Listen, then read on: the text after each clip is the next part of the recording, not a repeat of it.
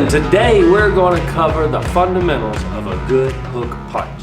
Now, at 9 round, we have 4 punches. We have a jab, we have a cross, we have a hook, we have an uppercut.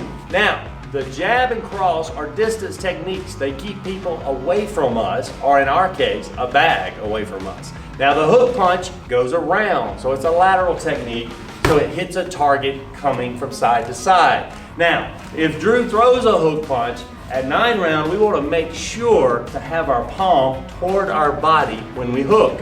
The reason being, if my palm is down and this hook is extended, you're certain to injure your wrist, because your wrist has no flexibility this way. When you start jamming against a bag, you're going to injure yourself.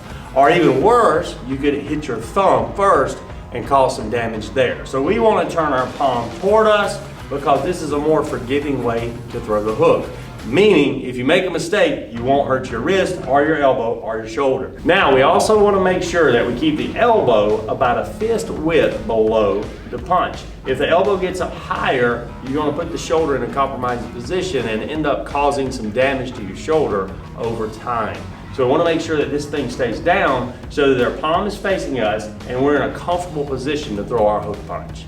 Now, let's discuss what the hip does in the hook punch.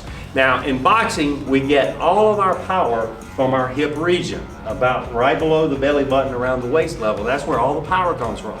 So let's say Drew throws a jab, he brings it back, now he throws a hook. Now on the hook punch, notice he turns his hip a little bit toward the center.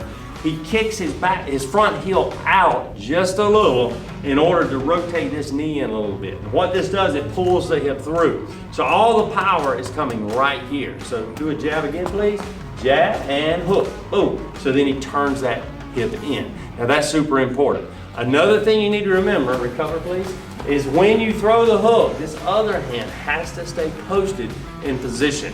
We always say one connecting, one protecting. So we want to make sure this one stays up.